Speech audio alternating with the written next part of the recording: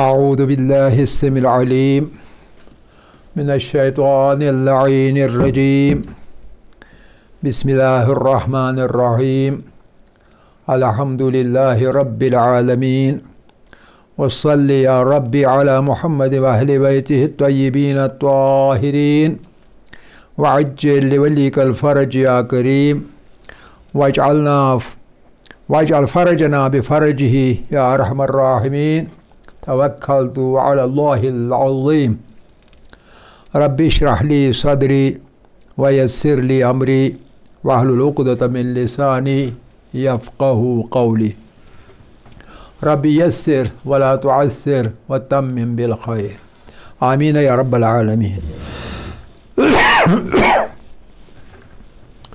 عزیزان گرامی،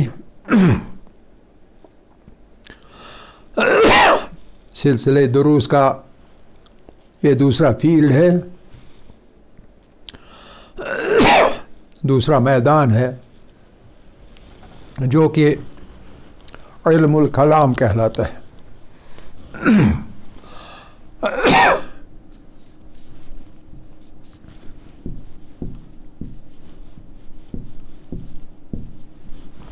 علم الکلام، علم الکلام اس علم کو کہتے ہیں جو کہ عقائد کے بارے میں بات کرتا ہے۔ یہ عقیدہ کیا ہوتا ہے، اس بارے میں انسانی سلوک کے کچھ خصائص پہ توجہ دینی لازمی ہے۔ ان خصائص میں سے پہلی چیز جو ہے، پہلی بات جو ہے وہ یہ ہے کہ انسان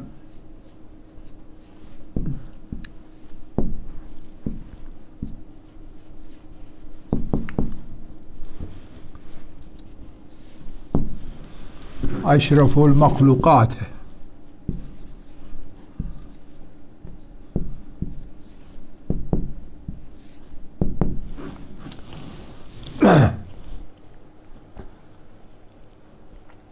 اور دوسری بات انسانی سلوک کے بارے میں، انسانی سلوک یعنی بیہیویئر۔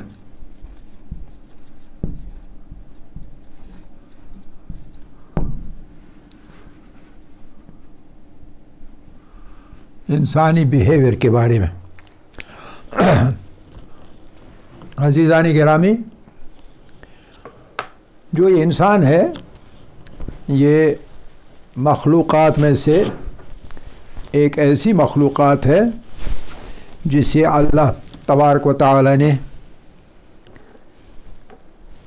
کریشن کے کراؤن کے طور پر، مخلوق کے تاج کے طور پر خلق کیا ہے، ایک خاص مقصد کے لیے خلق کیا ہے۔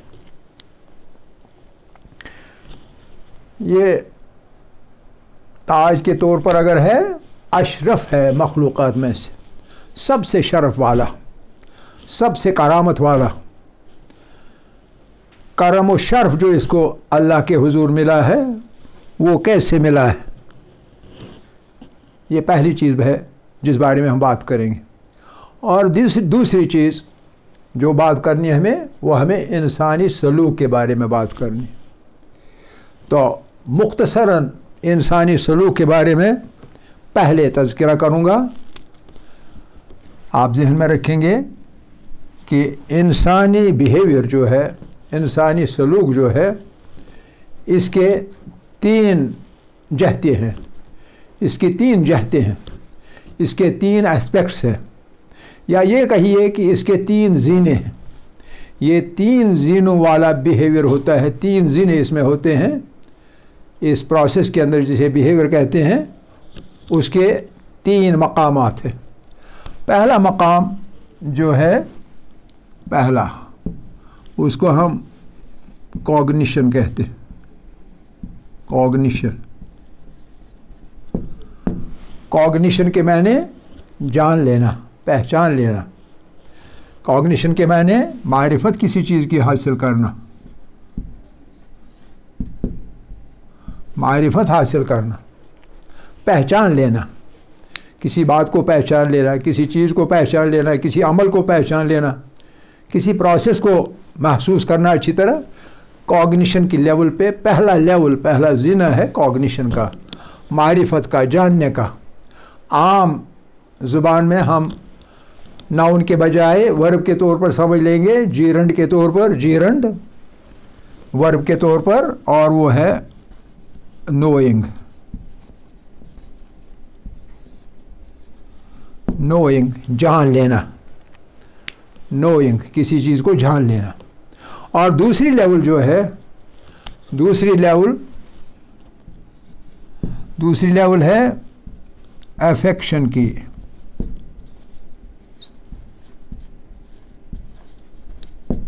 और तीसरी लेवल जो है कोऑर्डिनेशन की।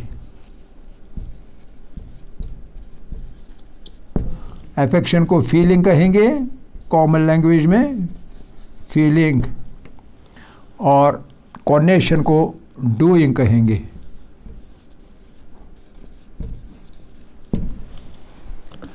पहली लेवल नोइंग की, पहले आदमी जान लेता है। किसी भी माहौल में एक इंसान को डालिए, उस माहौल में पहले वो उस माहौल को समझने की कोशिश करेगा, जान लेने की कोशिश करेगा। ये पहली लेवल है।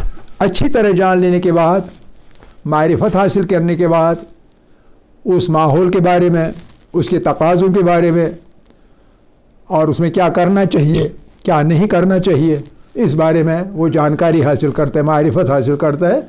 इसको कॉग्निशन कहते हैं।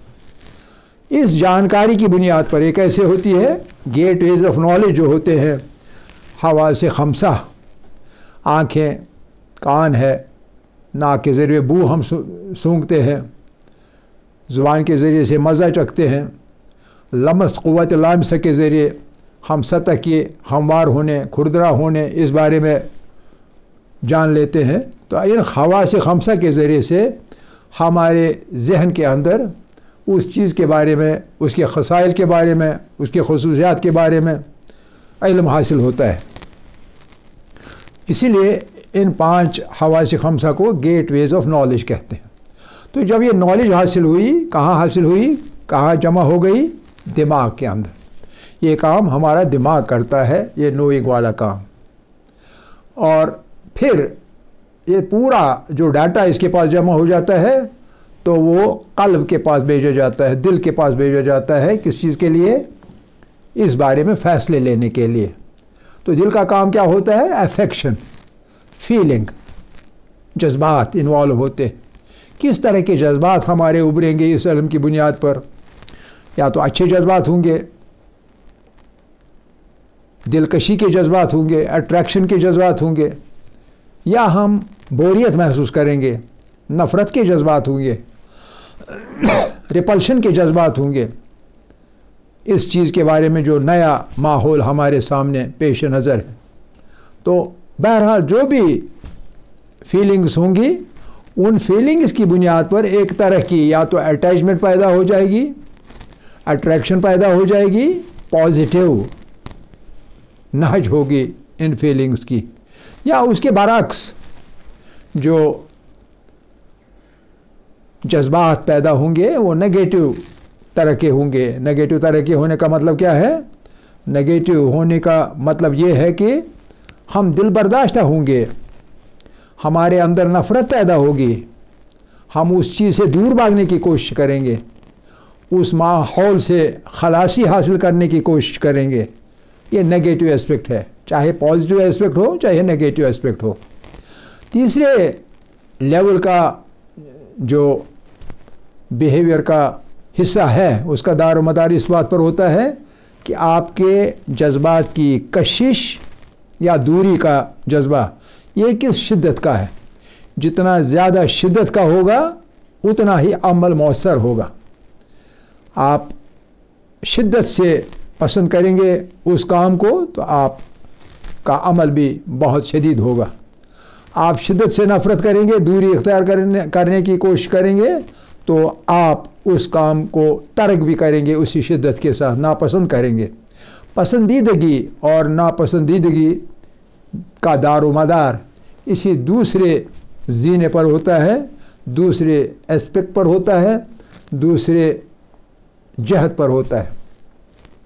اور پھر باری آتی ہے اگر قلب نے فیصلہ کیا ہے ایک مخصوص کام کرنے کا یا نہ کرنے کا، تو ایسے ہی احکامات قلب ہمارا، دل ہمارا، اعضاء و جوارح کو، ہمارے ہاتھ پاؤں کو، ہمارے بدن کو، پورے کے پورے بدن کو بھی، تاکہ وہ اسی لحاظ سے عمل کریں یا عمل سے پرہیز کریں۔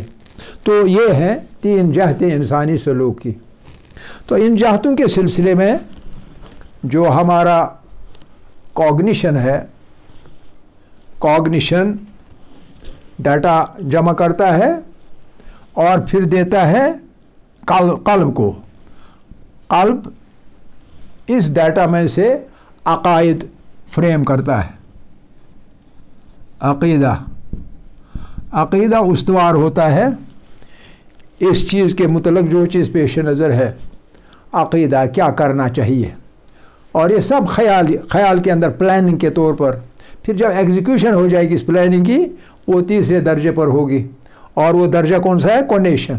کونیشن کے سلسلے میں پھر جو ہمارا 2 اسپیکٹس ہوتے ہیں، ایک حصہ احکام کا ہوتا ہے اور دوسرا حصہ اخلاق کا ہوتا ہے۔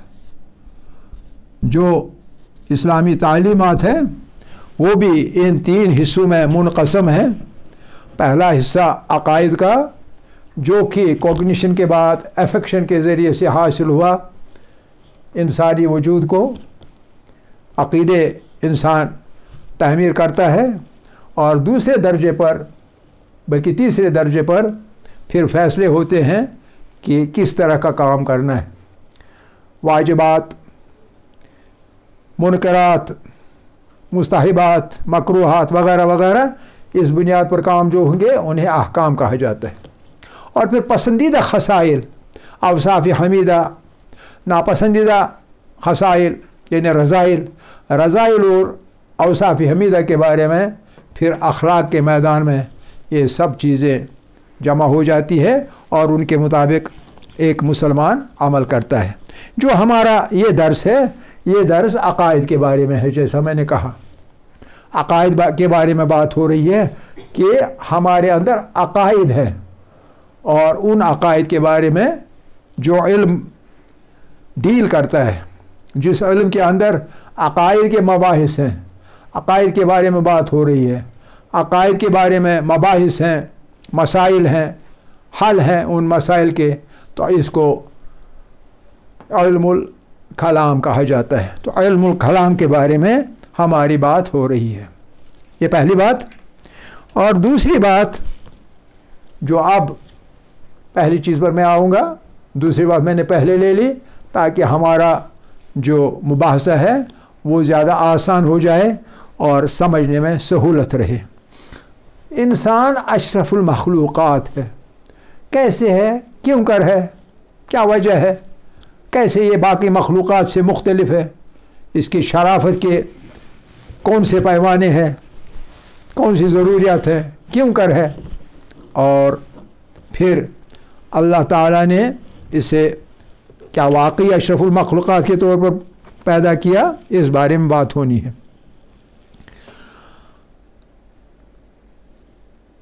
ہم قرآن سے اس بارے میں فیصلہ لیں گے، قرآن اس بارے میں کیا کہتا ہے انسان کے اشرف المخلوقات ہونے کے بارے میں۔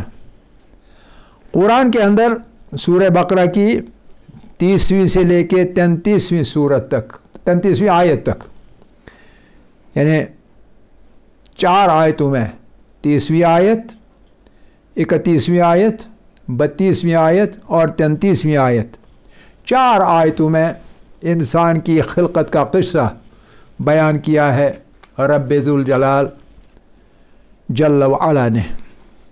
قرآن کے اندر فرماتے ہیں، ارشاد باری تعالیٰ یوں ہے، وَإِذْ قَالَ رَبُّكَ لِلْمَلَائِكَةِ إِنِّي جَاعِلٌ فِي الْأَرْضِ خَلِيفَةً. سورہ بقرہ کی البقرہ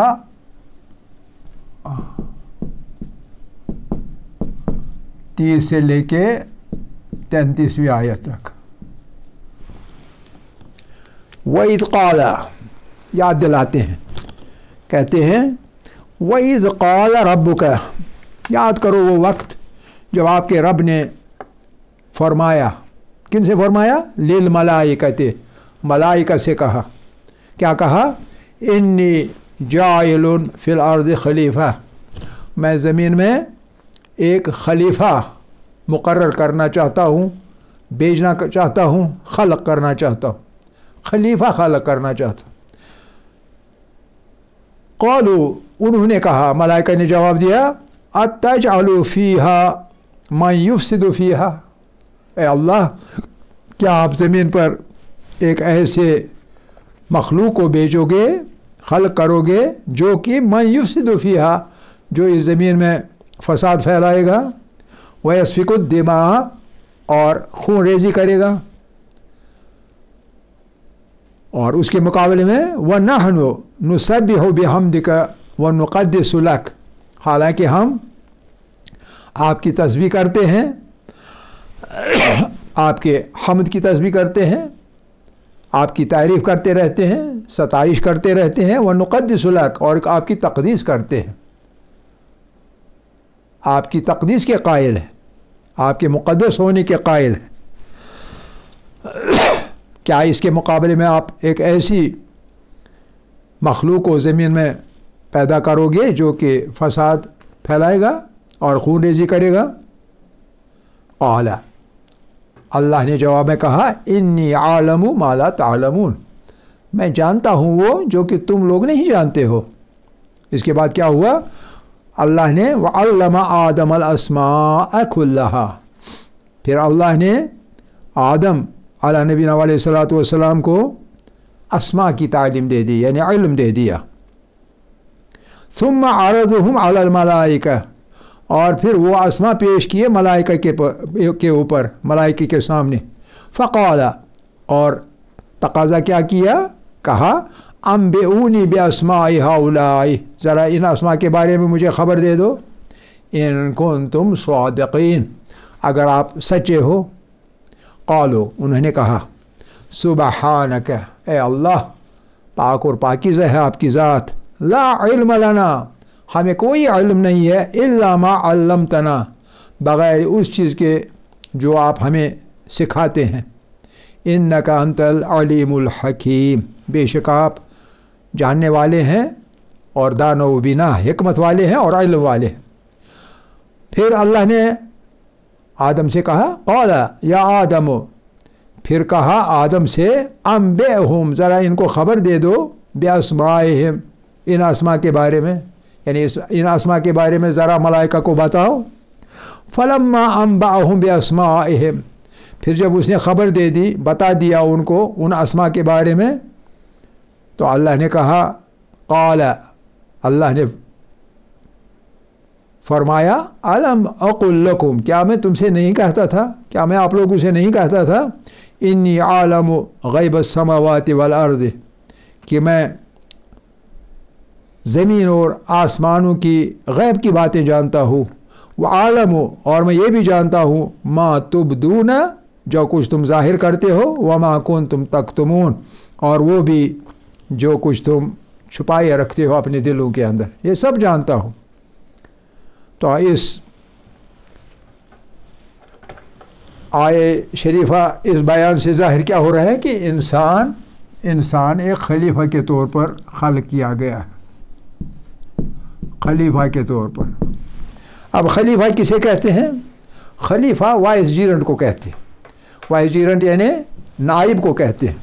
آپ کو معلوم ہے کسی عہدے کا نائب جو ہوتا ہے، اس عہدہ بردار کے نیکسٹ ہوتا ہے وہ شخص جو کہ نائب ہو. اس میں بڑائی کی وہ سبھی چیزیں چاہے کم ہی حد تک ہوتی ہیں جو کہ عہدہ بردار کے पास होती हैं। मिसाल के तौर पर अगर तहसीलदार होगा, उसका नायब होता है नायब तहसीलदार, यानी इल्म जो तहसीलदार के पास होगा, जो इख्तियारात तहसीलदार के पास होंगे, उसके नायब के पास भी वो इल्म करीबन उसी तरह से होता है जिस तरह तहसीलदार के पास होता है, और इख्तियारात भी उसे मुंतकिल किए जाते हैं जब ज़रूरत पड़े। जब तक ज़रूरत ना पड़े तब तक उसे इख्तियारात नहीं दिए जाते हैं, लेकिन जब ज़रूरत पड़े तो उस वक़्त ये इख्तियारात दिए जाते हैं। और जो कुछ उसके पास इल्म होता है क़वाइद व ज़वाबित का, कानून का, वो उसके पास तब तक रहता है, ज़ाहिर नहीं होता। तो इससे इस तरह से पता चलता है कि इंसान जो है, इंसान के अंदर रहमानी खसाइल बहुत हैं। इंसान के अंदर रहमानियत है, रहमानियत का जलवा है, रहमानियत का परतव है इंसान के अंदर। अगर चाहे, जैसे कि सूरह वशम्स में है कि वन्नफ्स वमा सव्वाहा, कसम है इंसान के नफ्स की और उसकी जिसने उसे दुरुस्त किया है। फ़अल्हमहा फ़ुजूरहा व तक़वाहा, और उसको बाद में इल्हाम किया उस बनाने वाले ने उसके फ़िस्क़ व फ़ुजूर को भी और उसके तक़वा को भी। फ़अल्हमहा फ़ुजूरहा, अल्लाह ने उसे इल्हाम किया, उस पर डाल दिया तक़वा भी, व फ़ुजूरहा, और उस नफ्स की जो फ़िस्क़ व फ़ुजूर होता है उसकी भी सलाहियतें उसमें डाल दी। फिर एक कायदा के तौर पर क़द अफ़लहा, बेशक सुरखरो हो जाएगा, कामयाब हो जाएगा, मन ज़क्काहा, जो कि अपने नफ्स को तज़किया में कर ले, नफ्स को कंट्रोल में करे, अपने नफ्स का तज़किया करे, पाकीज़ा रखे अपने नफ्स को। क़द अफ़लहा मन ज़क्काहा व क़द ख़ाब मन दस्साहा, और जो कि उसके साथ ज़्यादती करे अपने नफ्स के साथ, नफ्स को कंट्रोल में ना कर रखे, ख़ाबा, वो नाकाम रहेगा दुनिया में, आखिरत में भी नाकाम रहेगा, नामुराद रहेगा, गुमराह हो जाएगा, कुछ हासिल उसे नहीं होगा। क़द अफ़लहा मन ज़क्काहा व क़द ख़ाब मन दस्साहा, गोया इसमें सलाहियतें हैं दोनों तरह की। चाहे तो मेराज हासिल करेगा इंसानों के अंदर भी, बाकी मखलूक की तो बात ही नहीं है, और चाहे तो ऐसा गिरेगा कि असफल साफिलीन तक चला जाएगा, चाहे तो मसजूद मलाइका बन जाएगा। जैसे ऊपर वाली 4 आयतों में बाद में अल्लाह ने सजदा करवाया मलाइका से हज़रत आदम अलैहिस्सलातु वस्सलाम का, यानी आदम मसजूद मलाइका बन गया। अल्लाह की मशीयत यही है कि इंसान मसजूद मलाइका बनना चाहिए, लेकिन इसे एक आज़ादी भी दे दी, इरादा और इख्तियार की क़ुव्वत दे दी। इंसान इरादा कर सकता है उसी तरह जैसे अल्लाह मुरीद है, अल्लाह इरादा करने वाला है, और फिर इख्तियार भी दे दिया। चाहे हर मौके पे फ़ैसला करने की बातें आएंगी, फ़ैसले के मुकामात ज़िंदगी में आएंगे, चाहे आप दाईं की तरफ जाइए चाहे बाईं की तरफ जाइए। दाईं की तरफ जाइए तो मेराज पाइएगा, बाईं तरफ जाइए तो तनज़्ज़ुल पाइएगा, बाईं तरफ जाइए दाईं तरफ जाइए तो मसजूद मलाइका बन जाएगा, बाईं तरफ जाइए तो शैतान का मुरीद बन जाएगा। और नतीजा क्या निकला कि दाया रास्ता, नेकी का रास्ता, परहेज़गारी का रास्ता, खुदा तरसी का रास्ता, दीनदारी का रास्ता इख्तियार करेंगे तो आप मेराज हासिल करेंगे, आपको मेराज मिलेगा, आपकी क़द्र व मंज़िलत बढ़ जाएगी। और अगर आपने बाईं वाला रास्ता इख्तियार किया, तनज़्ज़ुल का रास्ता इख्तियार किया, बुराई का रास्ता इख्तियार किया, खुदा से नाफरमानी का रास्ता इख्तियार किया, बेदीनी का रास्ता इख्तियार किया, तो उस सूरत में आप गिर जाएंगे। और कितना गिर जाएंगे? असफल साफिलीन तक पहुंच जाएंगे, यानी जहन्नम के निचले तबकों के लायक बन जाएंगे, क्योंकि आपने शैतान की मुरीदी इख्तियार कर ली। दोनों सलाहियतें आप में मौजूद हैं, इख्तियार और इरादा आपको है। आप खुदा की पैरवी करिए, आप खुदा के फरमुदात पर अमल कीजिए, یا آپ شیطان کے گمراہیوں میں بھٹک جائیے، اختیار انسان کا اپنا ہے، جو بھی راستہ اختیار کرے گا. لیکن جو ڈیوائن ڈیزائن ہے، جو مشیت الہی ہے، مشیت الہی یہ ہے کہ خلیفہ بننا ہے انسان کو. مشیت الہی یہ ہے کہ اشرف المخلوقات بننا ہے. مشیت الہی یہ ہے کہ مسجود ملائکہ بننا ہے انسان کو. اور اس کے لیے راستہ بالکل کلیئر ہے کہ وہ کون سا راستہ اختیار کرے گا. اور ایک چیز یاد رکھیے کہ جب خدا نے انسان کو خلق کیا، انسان کو، بہت ساری مخلوق کو انسان خلق کیا، پوری کائنات کو خلق کیا، کہکشانوں کو خلق کیا، آسمانوں کو خلق کیا، تاروں کو خلق کیا، سیاروں کو خلق کیا، وسیع و عریض کائنات کو خلق کیا، لیکن کبھی فخر و مباحت نہیں کیا. ہاں، جب انسان کو پیدا کیا، خلق کیا، اس وقت اللہ نے فخریہ کہا، فتبارک اللہ احسن الخالقین. سورہ مومنون کی، سورہ مومنون، سورہ مومنون کی، المؤمنون، المؤمنون کی 12، 13 اور 14ویں آیت، 12 سے 14 آیت. اس آیت کو سنیے. انسان کی خلقت کی بات ہو رہی ہے. وَلَقَدْ خَلَقْنَا الْإِنسَانَ مِنْ سُلَالَةٍ مِّن طِينٍ، اور ہم نے بے شک انسان کو گیلی مٹی کی خمیر سے پیدا کیا. خلقت اول کی بات ہو رہی ہے. ثُمَّ جَعَلْنَاهُ نُطْفَةً فِي قَرَارٍ مَّكِينٍ، پھر ہم نے نطفے کے طور پر، یہ دوسری خلقت کی بات ہو رہی ہے جو کہ ماں کے پیٹ سے انسان جنتا ہے، پیدا ہوتا ہے، تو اس حمل کے بارے میں بات ہو رہی. ثم جعلناہ، پھر ہم نے ڈال دیا، بنا دیا، رکھ لیا نطفے کو، انسانی نطفے کو، فی قرار مکین، ایک محفوظ جگہ، یعنی ماں کے پیٹ میں.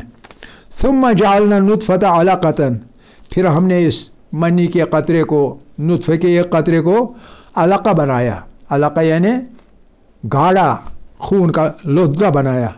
فخلقنا العلقۃ مضغۃ، پھر ہم نے اس خون کے لوتھڑے کا گوشت کا لوتھڑا بنایا. مضغہ یعنی گوشت کا لوتھڑا. فخلقنا المضغۃ عظاما، پھر ہم نے گوشت کے لوتھڑے سے ہڈیاں تیار کی، پیدا کر لی. فکسونا العظام لحما، پھر ہم نے ان ہڈیوں کے اوپر گوشت چڑھا دیا.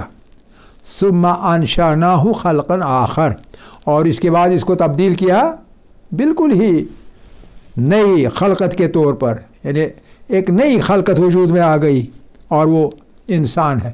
اور یہ کہنے کے بعد آخری حصہ ہے آیت کا، فتبارک اللہ، کتنا بابرکت، کتنی مبارک ہے وہ ہستی، وہ مقدس ہستی کتنی بابرکت ہے، جو کہ احسن الخالقین، بہترین خالق ہے.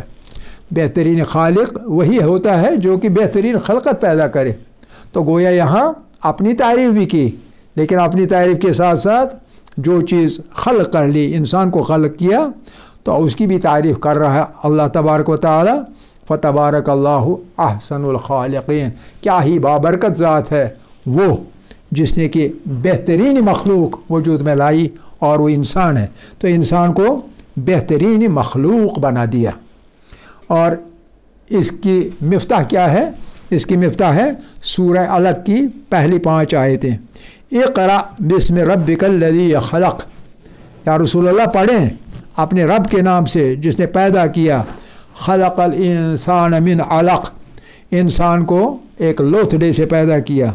اقرأ، پڑھیے، وربک الاکرم، کہ آپ کا رب جو ہے وہ اکرم ہے، وہ ذو الجلال والاکرام ہے. الذی، یہ چابی ہے، الذی علم بالقلم، جس نے کہ سکھایا قلم کے ذریعے سے. علم الانسان ما لم یعلم، اور انسان کو وہ کچھ سکھایا جو وہ جانتا نہیں تھا. گویا علم کی وجہ سے، جاننے کی وجہ سے، عقل کی وجہ سے، اور آموزش کی وجہ سے، تعلم کی وجہ سے انسان ہے. اور یہی راز ہے اس چیز کا کہ انسان اشرف المخلوقات ہے. تو کیسے ہے اور کیوں کر ہے، یہ راز بیان کیا سورہ علق کے اندر. وآخر دعوانا ان الحمد للہ رب العالمین.